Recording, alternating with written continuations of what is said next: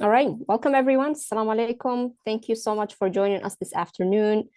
My name is Petra Al-Sufi. I am the Senior Outreach and Partnerships Manager at the Institute for Social Policy and Understanding. I want to thank our audience, our supporters, and our panelists for joining us, and acknowledge that it's not lost on us that this is a really weird time to have this conversation that seems out of place for a lot of members of our community. While we're having a conversation around food, halal food, and food access in the U.S. For American Muslims, we realize there are people who are without food or who are being deprived of food and water, and this is not lost on us, and the conversation feels almost out of place. However, we realize that this is a conversation that this is a long-term conversation, and there are a lot of other needs that our community is still goes without, and those conversations are still important to have. And that's why we, with that in mind, we kept this conversation as scheduled. And we appreciate you all being here.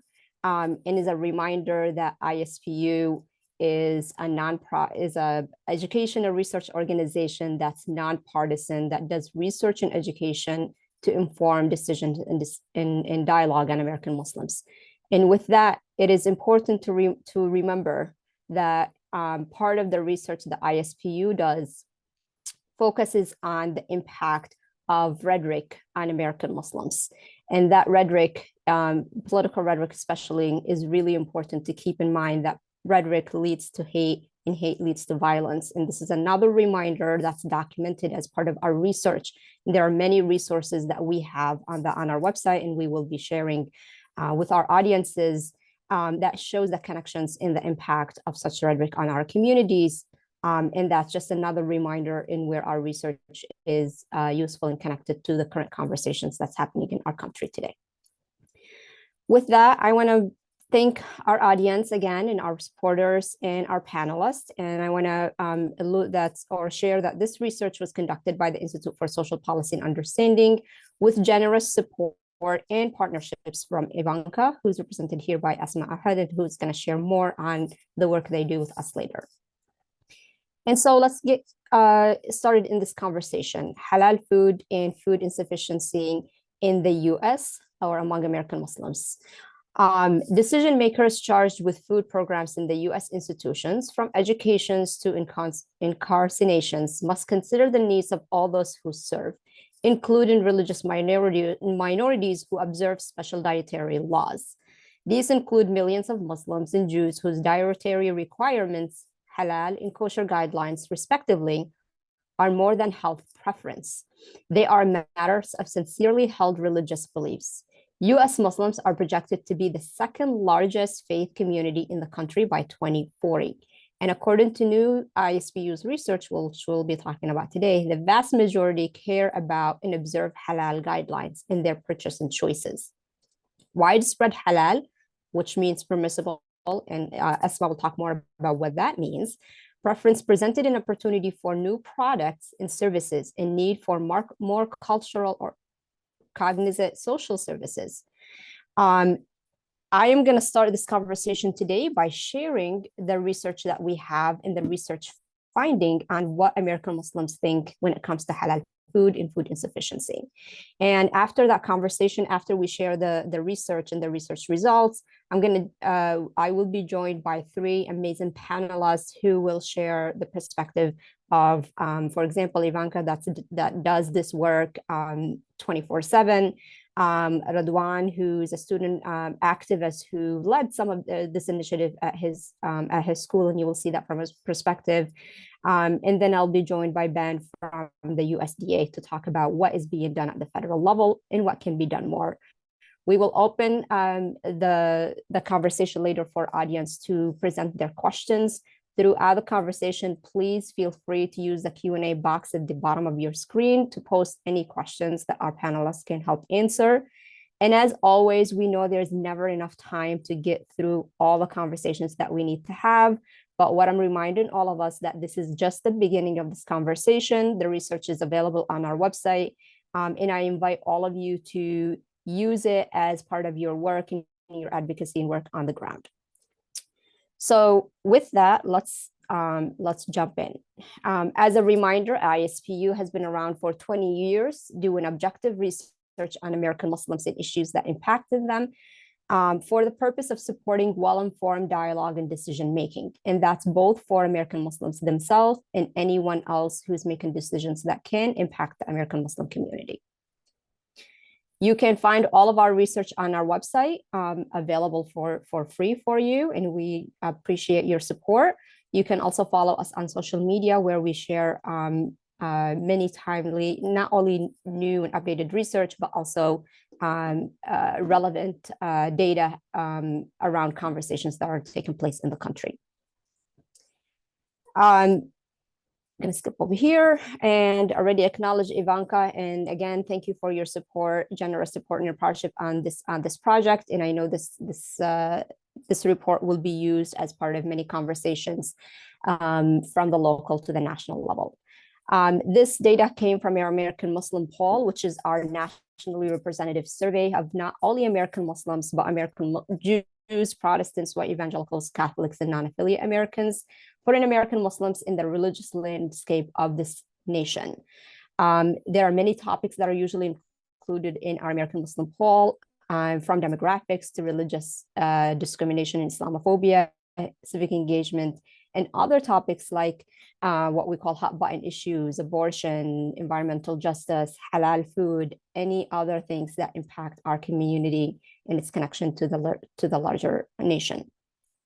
For those who are interested to know more about our methodology, here's just a glimpse of what it looks like. There's a full write-up on our website for those who might have questions. So what is halal? I will briefly share here that halal is an Arabic word meaning lawful or permitted. The opposite of halal is haram. I will pause here, or I will kind of stop here and let Asma later dive deeper into what halal is and what it encompasses. But for many in the Muslim community, halal refers to their choices when it comes to food choices, where they eat and how they eat it. And it is a religious, it is part of the religious belief, not just a cultural preference. Sorry. Food insufficiency.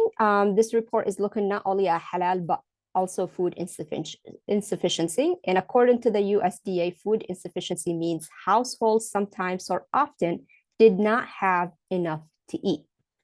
In the household pulse survey, food insufficiency is measured in the last 7 days. So in a week time, did your household have enough food to eat?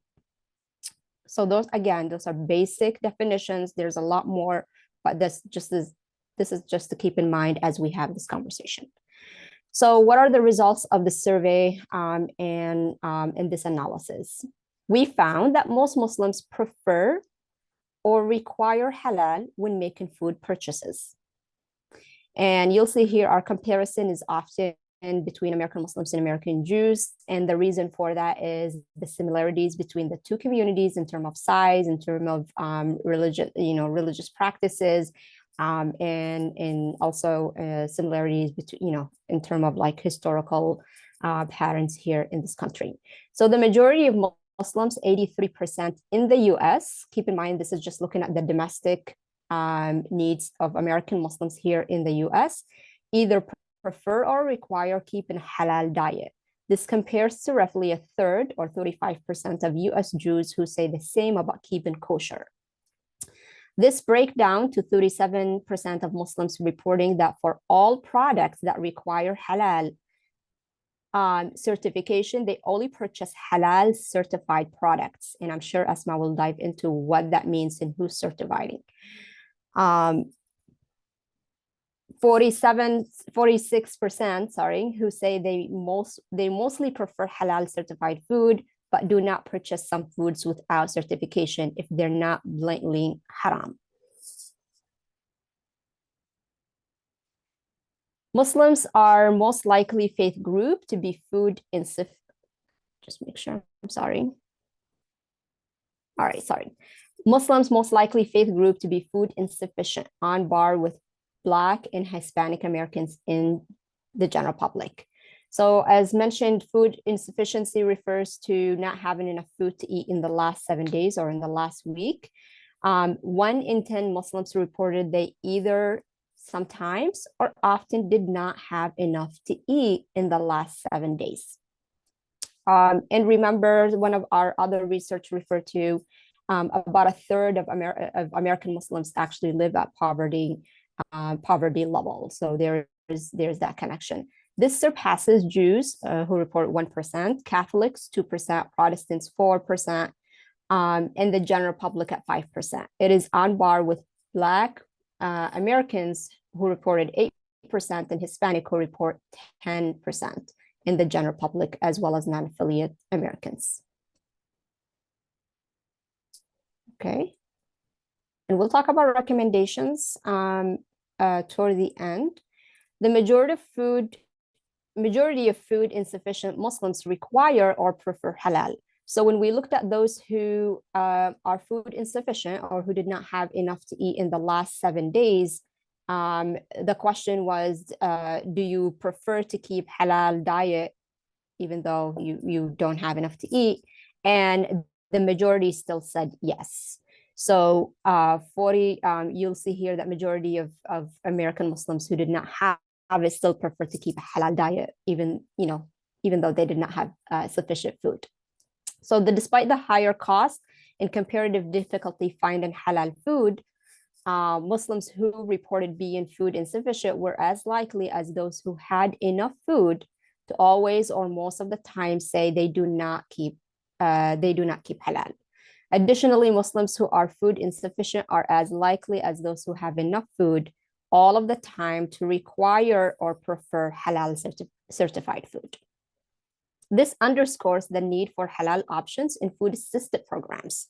So it's not just consumers being able to purchase halal food when they're able to, but when there are food assisted programs across the country, an additional layer to not only providing food so people have access and sufficient food to eat, they need to have religiously appropriate halal food to eat or halal food.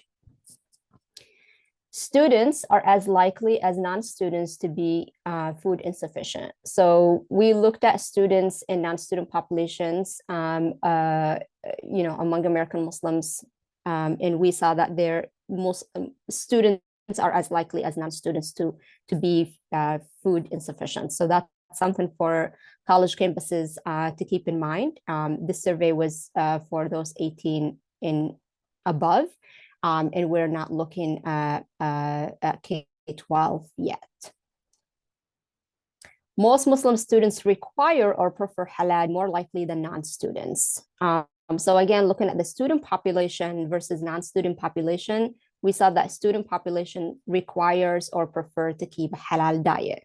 Again, another note for education sector, for those who are involved in student life or in the experience of students on college campuses. And then majority of older Muslims prefer or require halal. So one thing that we saw is across the board, Muslim Americans prefer to keep a halal diet or require a halal diet. And especially those, we're looking at students, we're looking at non-students, and we're also looking at elders, and across the board, there's a preference for halal or a requirement for halal. And this one we want to emphasize here, not only for the food assisted programs, but also for senior service programs and those who cater to the needs of senior Americans. And then older Muslims are the least likely age group to report food insufficiency. We looked at food insufficiency among different age groups, and you will see here that older Muslims are the least likely to report food insufficiency. Younger American Muslims, 18 to 29, and middle-aged 30 to 49-year-olds Muslims are less likely than their elders to report having enough food they preferred in the past week, while 61% of both younger and middle-aged Muslims said they had enough food they liked in the past week. 75% of older Muslims said the same.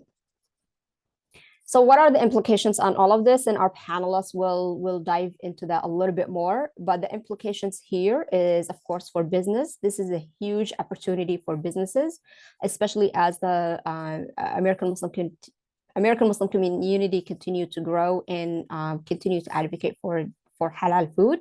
This is a huge opportunity to cater to that community. The vast majority of Muslims of all walks of life require or prefer eating halal, which refer to religiously prescribed dietary guidelines, meaning if that's their preferred requirement, they might avoid businesses that are not catering to that. So that's a lost business opportunity. Halal and kosher dietary guidelines share some similarities, but are not distinct in significant ways. Observing one does not meet the requirement for the other. And that's true across the board, whether it's businesses or any of the other service programs. Widespread halal preference presents an opportunity for new products and services and a need for more culturally cognizant social services.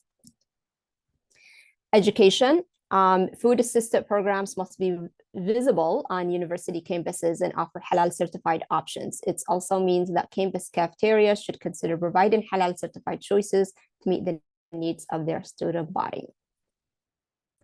Elder care. Halal dietary needs must be considered in elder care programs. And I know this is something that as more American Muslims consider elder care for their family members, it's one of the areas that they will be paying attention to for programs and facilities. And then in general, there's a lot to consider here. But the point is the vast majority of Muslims of all walks of life require or prefer halal, which refers to religiously prescribed dietary guidelines. Halal and kosher are similar in our dietary guidelines. Dietary guidelines share some similarities, but are not the same. Observing one does not meet the requirement for the other. Halal dietary needs must be considered in all contexts where people are given food, including but not limited to educational setting, healthcare institutions, food-assisted programs, disaster reliefs, prisons, and elder care programs. And for more information on all of this and other work that we do, check our website, and we will share some of those links in the chat here. And I'm going to invite our guest right now to join us as I introduce them and we move into a conversation about what all of this means and what's being done. And I will invite all of you to continue to share your questions in the Q&A box. So let me introduce them.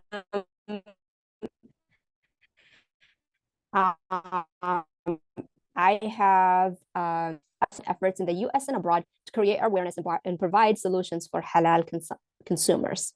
Ivanka, she has built key partnerships with global and national leaders such as UNICEF, the American Academy of Dietetic and Nutrition, and the National Association for College and University Food Services. I'm also joined by Ben Marcus, who joined the External Affairs team at the USDA Food and Nutrition Services as the Presidential Management Fellow in May 2022. He's currently on a detailed with the USDA Center for Faith-Based Neighborhood Partnerships. He has spent most of his career as a constituent management professional and a nonprofit consultant with nearly 20 years of civic engagement, advocacy, and network development experiences. And finally, I'm joined by Radwan Abdurrashid, who is a sophomore at Loyola University in Chicago, where he's studying political science.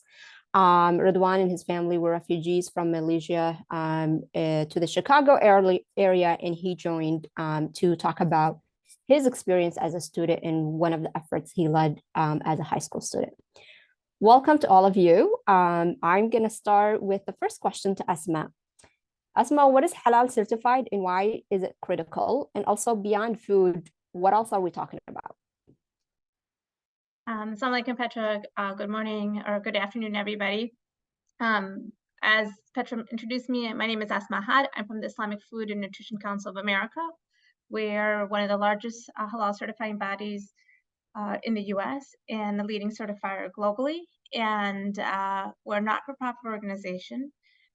And I just want to start off to preface what I say, in the, so you guys understand the context and where we're coming from in this conversation, Ivanka is a leading advocate and a thought leader in the halal space in terms of defining guidelines and being recognized globally. We also are very passionate, and part of our mission, or a core to our mission, is promoting food security and health equity. And this is demonstrated not only in our commitment to our communities, but to the broader community, global community, and national community at large. For example, Ivanka is partnered with UNICEF and provided funding for the COVID-19 vaccine, and those funds were unrestricted. They went to everybody, anybody who needed access to vaccinations globally. Our funds were meant to enable access to COVID-19 vaccine, so everybody had a chance at health equity.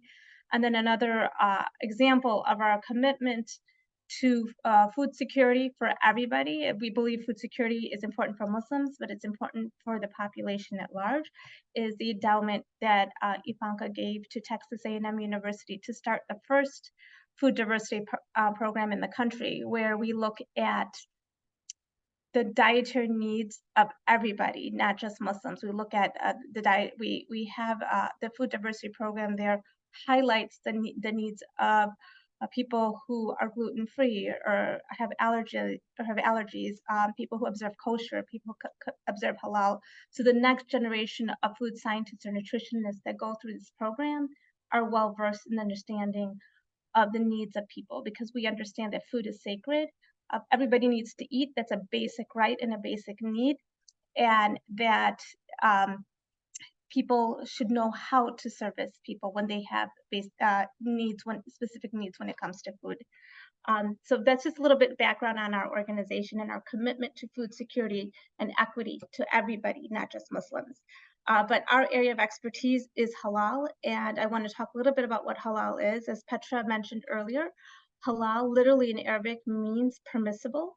And when people ask me, what is halal? I like to say everything is halal, with the exception of the things that are not permitted in Islam. And there's 6 key areas that we like to highlight, that things that are not permissible. The most common things that are not permissible that are found in our everyday foods are pork and pork-derived ingredients.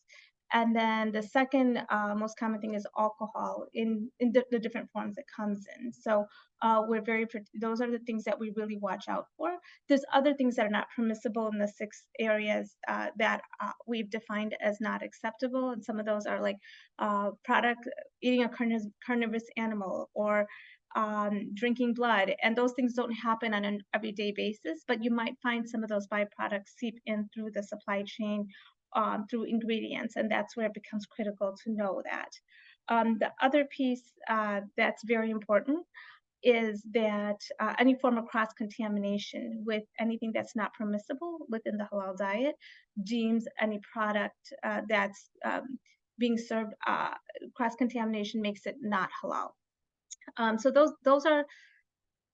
that's a quick summary of what is halal. And I say this, and I want to make a clear distinction, because a lot of times people come to me, and a lot of times the people who are like food service providers or so on and so forth come to me and say, oh, we do halal. We have a halal certified protein.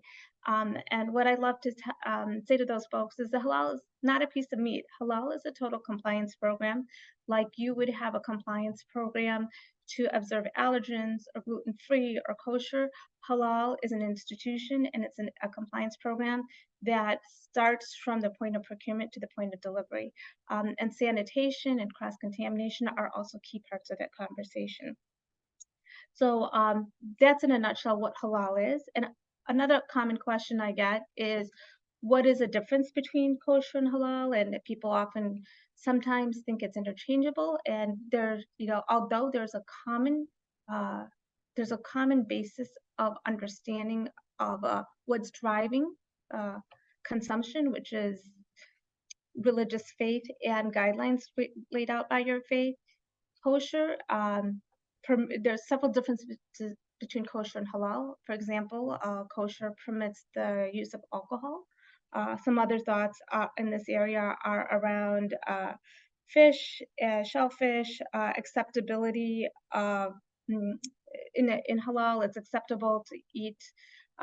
There's no restrictions around meat and dairy, and there are restrictions with kosher, and there's other restrictions around supervision with kosher that are not there with halal. And the compliance program that would be implemented with halal would be very different than something that I've seen from kosher programs that have been implemented. So what does it take to have to implement and to meet the needs of halal consumers from a food and Islamic jurisprudence perspective? There's three things that we really need to pay attention to. And the first thing is we need to have clear guidelines that are laid out, that are informed by people who are in the space, who are experts in the space. I often get, oh, we talked to, the Muslim students on campus, or we talked to so-and-so person at the mosque, and they said that this is acceptable and this is not. There is specific jurisprudence around what is acceptable and what is not acceptable as it relates to halal, and there are religious experts in this space. And Ivanka regularly works with many of the leading experts, both in the US and globally, to help guide us in the guidelines we create in the conversation around what's acceptable and what's not. After that, when we look at building out the conversation for institutions, once we have clear guidelines, we need to train, just the way we are working with Texas A&M to train the next generation of food scientists, nutritionists on what is halal. We need to work on training our supply chain on how to handle and manage halal, and making sure, especially the people who are handling food, how this needs to be executed. And finally, on a regular basis, we need to continue and have oversight in the space so that halal guidelines are being followed properly, just the way you would have with any other compliance program. So that I tried to consolidate a lot of this conversation. One of the things I probably missed saying about Ivanka is a not-for-profit organization, and we are dedicated to promoting halal, promoting food security and health equity for everybody. But we are a compliance organization that is made up of expert religious people who are experts in Islamic law when it comes to food. I'm losing my words right now. And then the other team that we have on staff are a team of experts that are in food science, whether it's animal proteins, food ingredients, so on and so forth. And we come together to make sure that these that the needs of Muslim consumers are being met. Thank you so much, Asma. And there are a lot of details on all of this included as part of the report. And the link to Ivanka will be posted here for you all to just follow the work and see what their work encompasses. Because again, as Asma mentioned, it's more than just the food that we eat. It's include the nail polish we wear on our fingers, and so much more. I'm gonna move to Radwan. So Radwan, when you were in high school, you led initiative to address halal food in your high school. Can you tell me what motivated you to do that, and why what was the impact of not having access to halal food on your high school? How did that impact the students? Of course, couple things that motivated me to do like this student-led project was, one thing, most of my friends, when I have a couple Muslim friends back in high school, and when we talk about halal, and some of my friends be like, what is halal? So they don't know what is halal, first of all. So that kind of motivated me to teach them what is halal and stuff. The second thing was when my teachers started complaining, saying, oh, like, you guys are like low on energy, you guys don't participate, this and that. So that's kind of like what motivated me to do a change throughout the community. My mindset was, if I don't take advantage of this, then who would? If I don't take a step forward this, who would? That was what motivated me. And then I went and talked to my social worker. His name is Joshua Zapata. he was like, yes, then you guys could let a student project, which I collected data during a survey like throughout the high school, and I have it back in I still have the slides and everything. I asked a question saying how important is halal to you, and most of them said 87.9% said it is very important for them. So that's a big thing. And then I did a research through Airmark website, and they said that most like they will cover like what's the needs for all the students, and they don't do that for Muslim students. We need halal food, and then I just drop a question to them: is it is it equitable to deprive Muslim student like access to halal food? And from then I was like proud of it that I could do this, and it keeps motivating me to do a change and see. Even though I could not like back in high school, even though I couldn't eat halal food, but the next generation, the new generation who's coming, Afghans refugees, Rohingya refugees, and there's more immigrants who are coming back in high school, like to Chicago. They don't speak English, but they have access to halal food. That's what kept me going, and that's what made me to do this project. Thank you so much. And I know in our other research that look at American Muslims religiosity, or looks at their how they value their faith, we see that young American Muslims, unlike their peers in the general public, actually state that their faith is really important to them and it's a source of happiness for them. And we also know that young American Muslims face a lot of challenges, including religious-based bullying, where close to half of American Muslim families report having a child in the public school who was bullied because of their religious belief in the last school year.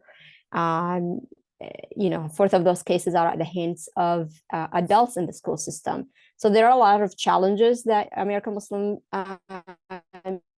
youth already face, and I could just imagine what halal food, which is part of their religious dietary need, might make the process and the experience a little bit easier for a community that's already struggling. So thank you for that, Radwan.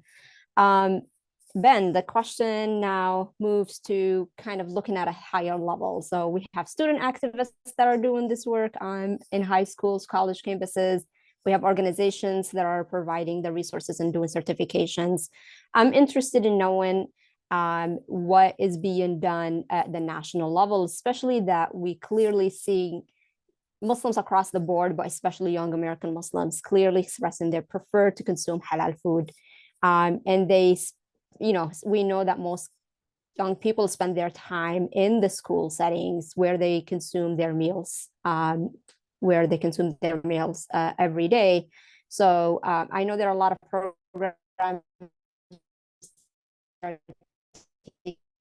to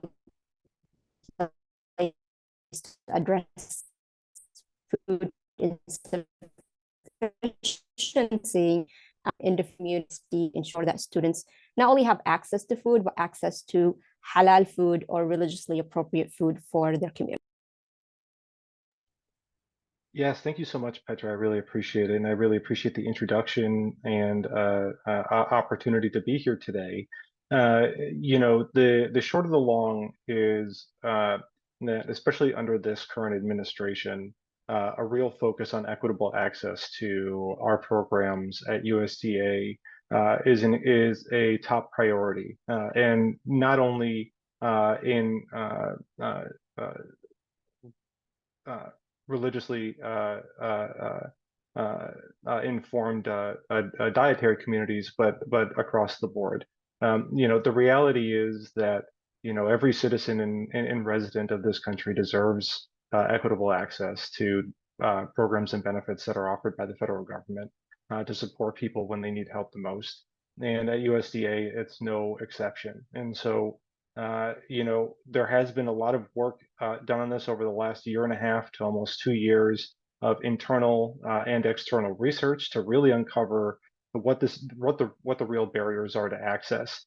I'm sure a number of people on this call, certainly fellow panelists here, were a part of those early conversations And I am really happy to say that we are rounding the bend at this point to really identify specific recommendations and actions that USDA can take, and looking for internal clearance to move forward on those. So it has been an unfortunately long project to really get to a point where we're at an actionable place. But the reality is that, sometimes in government, it's about, crossing those T's and dotting those I's, 5 times before you're ready to move on to the next step. And so there is a significant need that we have certainly identified, and the research that I'm hearing today here is absolutely not surprising to me.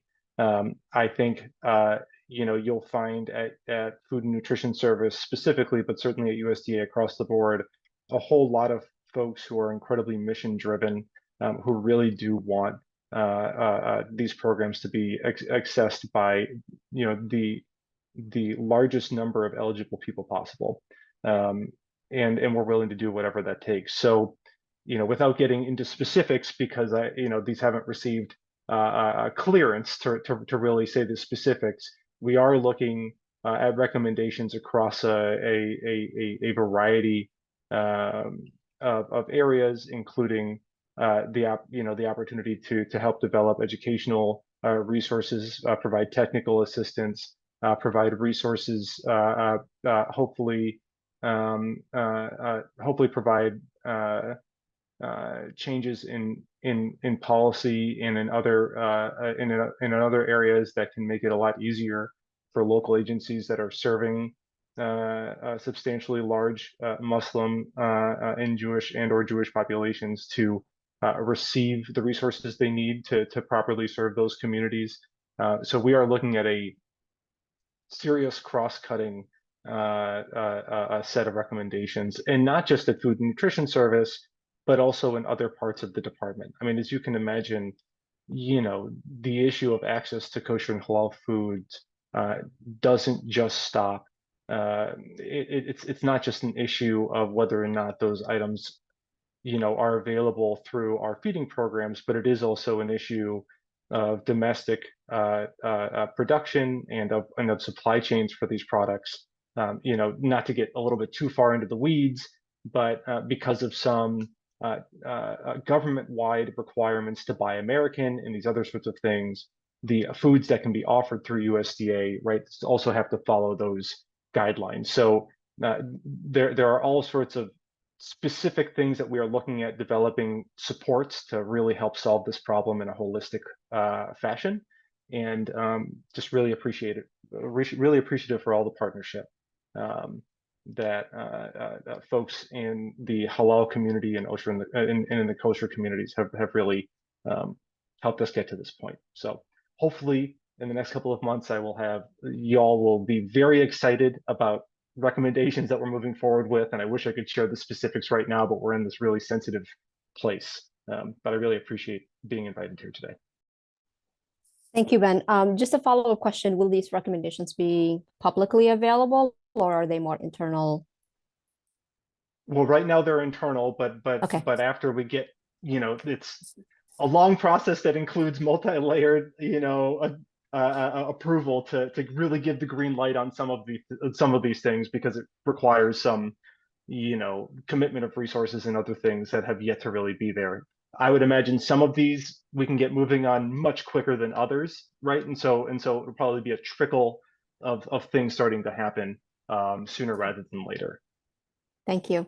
So I'm going to move us to the Q&A portion of this conversation. We have a few questions from the audience. 3 of them are related to creating or supporting halal market. And I think this is something that, all of you can touch on briefly. But there are stories, for example, in Michigan, growing around Amish communities. I know my family is one of those families that grew up around Amish communities, and that's where we want to get access to our halal food before we're able to go purchase from halal, from actually meant they were more expensive.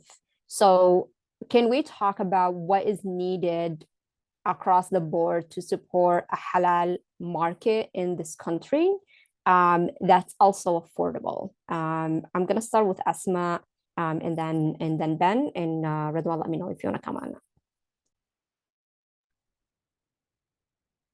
So a lot of folks come and ask me, and we actually had a great discussion. And we were in Maine last week. Maine schools are looking to start a halal food service program for their halal observant students there.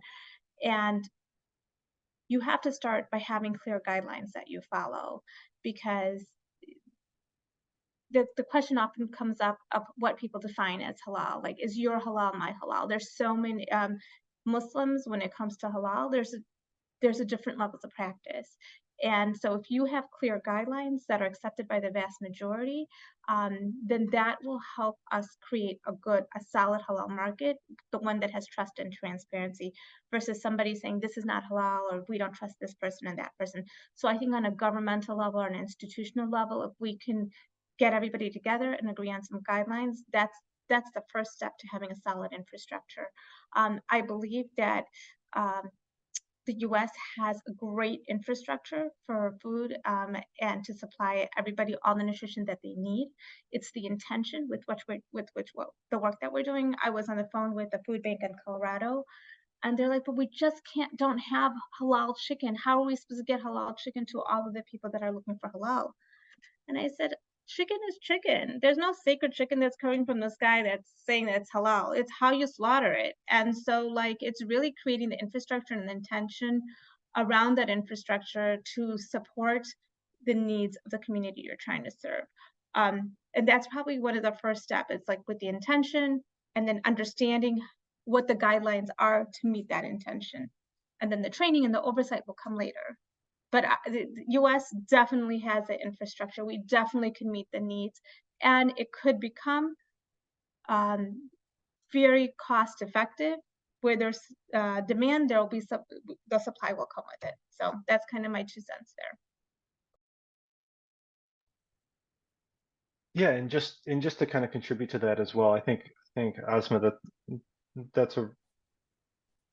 I think you're right on when it comes to a big role that government can play to really help to build this market is, to be that convener, and to really help understand, not just for our own internal purposes, but to develop educational and resources and technical assistance for folks who want to get involved in the market, because as you pointed out, Asma, there is a significant market opportunity for folks here. And it's not just, we're not just going to people begging them to do something out of the, goodness of their heart. There's money to be made here for folks. And I think by demystifying, especially for halal, really demystifying the process, and for kosher as well, is just as you pointed out quite eloquently, there's substantial differences, unfortunately, in some, certainly not all, but in some situations. But really helping to demystify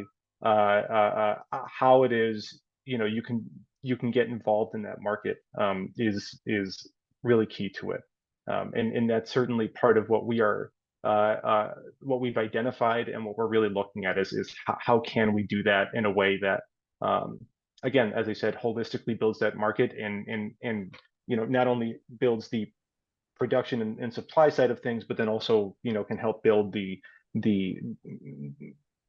take-in part on the program side as well. And often people talk to me about barriers to entry into halal, and they often think it's costs. And I said, no, it's not cost. It won't be cost prohibitive once people understand that there's a whole market and there's ways to do it cost effectively. And like we said, supply and demand. It's really just starting with the conversation of building an intention up front. That's the barrier of bringing the conversation to the table up front and accepting that there's a population that has this need. They're food insufficient, they're food insecure. It has impacts on their development and performance in educational settings and in many other spaces. Once you accept that and bring that conversation to the table, then then the doors start to open. And I think the barrier for many people is just even bringing that conversation to the table to begin with. I mean, I could add a little bit on this, but I'm not so experienced as my auntie. So, I want to for blend a little bit.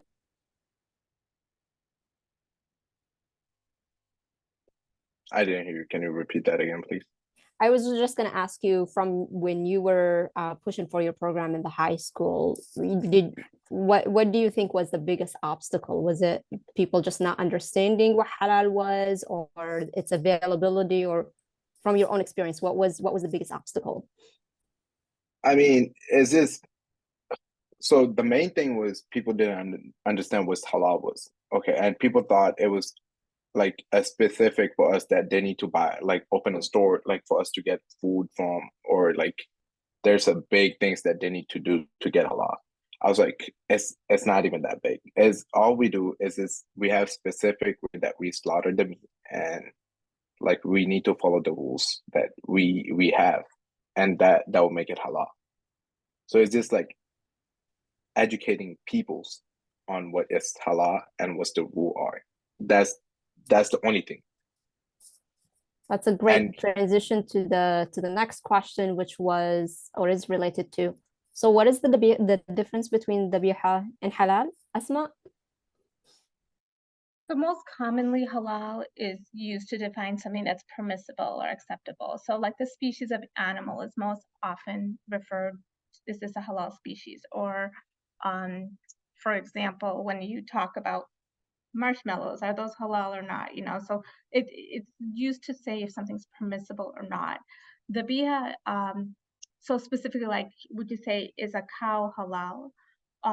Is a chicken halal? Yes, a chicken and a cow is halal for a Muslim to consume because it's from a halal species. Something that would not be halal would be like a pig or something, a carnivorous animal. So that's what we refer to when, and I think a lot of times this conversation comes in when we're talking about animal and animal slaughter. So any animal that's permissible to for a Muslim to consume is considered halal, like a cow or a chicken. But the method of slaughter is what makes it acceptable upon consumption for many Muslims. So the dabiha slaughter refers to the method of slaughter having one of the key rules. I'm at a loss of words right now. Like one of the key rules for the dabiha slaughter is that you should have a Muslim slaughterman who is sane, who has a sharp knife that will not cause pain to the animal. There's specific veins that have to be cut. That defines the dabiha slaughter, and that is what a lot of students on campuses are very particular about. And most Muslims who are strict in observing halal are very strict about making sure that the slaughter is dabiha. Thank you. I think there's a question that's related, but does take it to the next level. You know, the conversation around, for example, halal chicken being available, want or expect only non-stunned and hand cut. I think here we're talking about, you know, so having access to halal, to halal meat, for example, but also the conversation around humane way of treating animals. What's the connection? What's the relation here? Sorry, Petra, you kind of cut off a little in the middle, but I'm thinking you asked me around the animal welfare and how the animal slaughtered. So basically, I love it when people ask me about animal welfare, because animal welfare existed in Islam 1400 years ago, and you know the method of how animals slaughtered and how the animals treated prior to slaughter is all based in animal welfare. And even when we lay out guidelines on how an animal slaughtered, what's acceptable and what's not, is largely driven by our religious understanding, the jurisprudence around what's best for the animal, and how the animal welfare in terms of what's going to cause the animal the least pain upon slaughter. Stunning is a very, very important conversation in this, how the conversation, and so when we approve facilities or when we look at animal slaughter spaces, stunning is a very important conversation because stunning has become a common practice in the meat industry, and it's everywhere. It's hard. I think there's like one or two poultry farms that I know that don't use stunning, but they're very small and they cannot supply the whole country. But the danger in stunning is the animal could die prior to slaughter, and that would an animal. So I didn't go into details when I talked, but an animal dead prior to slaughter is not considered halal. You cannot halal slaughter a dead animal. So that's where stunning it becomes very the managing and mitigating the stunning becomes critical if you have to use stunning or any type of. I think now there's a common practice of using some type of gas to put the birds to sleep, or and that's again it's something that has to be monitored very, very closely. Thank you. I see a lot of questions come in that are specifically asking details about, process of the biha, what kind of things need to be used. I'm going to pause on those questions and refer them to the resources from Ivanka. I'm sure there's details on what is halal in that regard and what's the biha.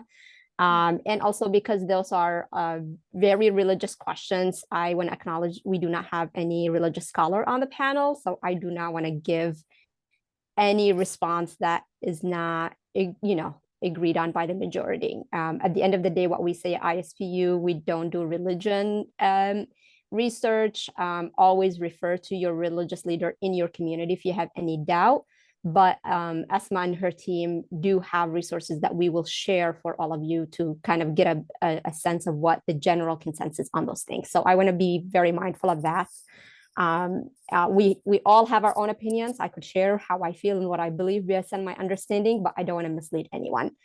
One last question I'm going to ask for the panel is, how does a community health organization that works with social determinants of health in Muslim communities space to collaborate or align itself with Ivanka or USDA to address the disparities in food insufficiencies?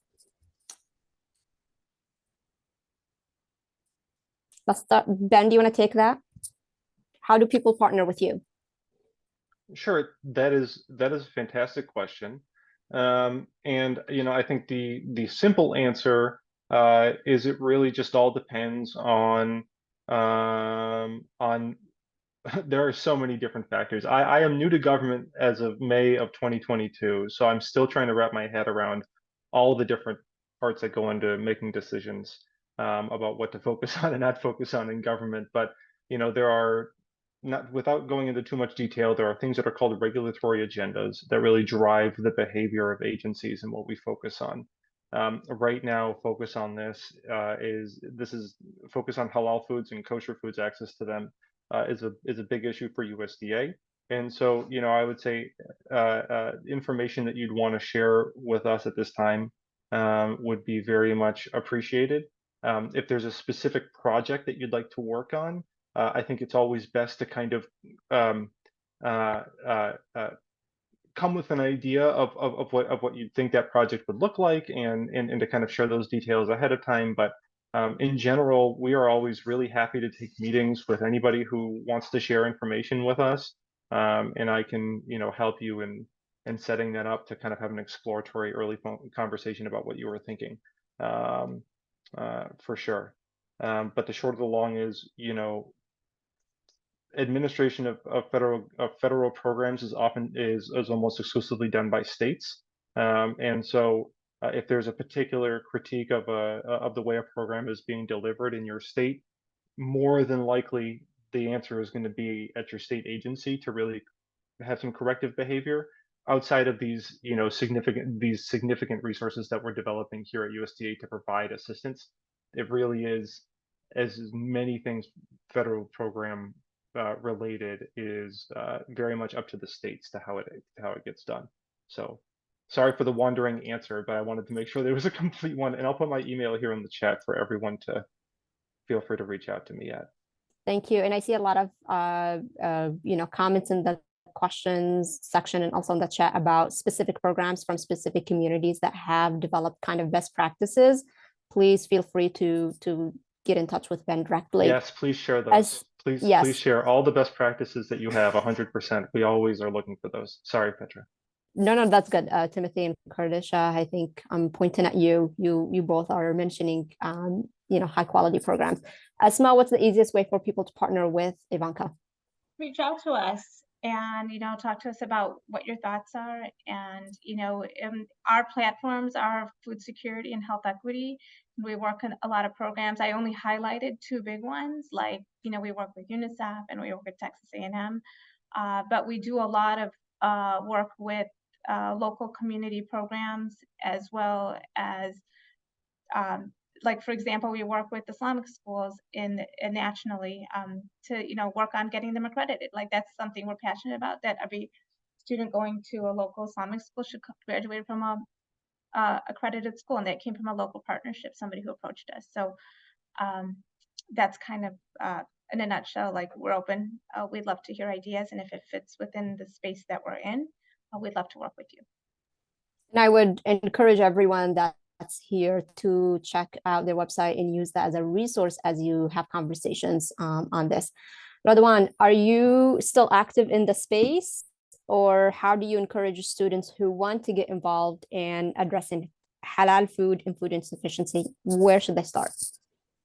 I'm still active, like working on this project, but if what I say to a student is, please do not be afraid. Like, your voice is important. It's just not just mine, not others. Your voice is also important. Like, we want your opinion on it. Like, you can do a change, not just be like, oh, I don't speak English, or I'm afraid. Because I came from a refugee family and I have a big struggle through English too. So it's like, you could speak up, like talk to your teachers and everything. They would give you a great idea on how to start on a project. So please do and stand up for your own voice. I would echo that. And I would say it starts with somebody pointing out there is a need to somebody who would care around them, and connecting with the resources that we're all sharing with you right here. So with that, I want to thank all of our panelists, Radwan, Asma, and Ben, for all the work that you have done. And I know, like I mentioned, this is the beginning of more and more conversations, hopefully recommendations at the federal level that can trickle down to different agencies and states.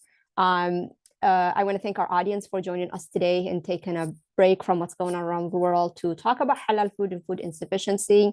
Please check out the report that we just launched today for more information and more detailed nuance on this conversation, as well as the links that are being shared in the chat. We will follow up with an email that will have resources from our partners for all of you. And we invite you to please circulate that in your networks, be ambassadors for facts and accurate information on American Muslim needs.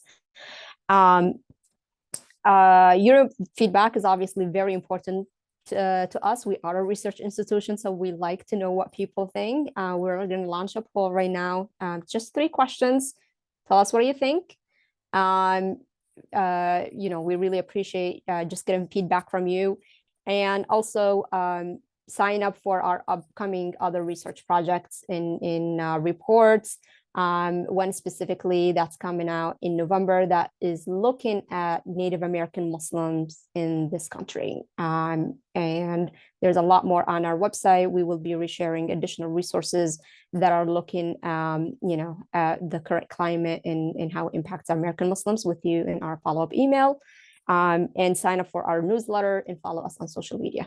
Thank you again for joining us today. Thank you, Ben. Thank you, Asma. Thank you, Radwan. And have a good afternoon.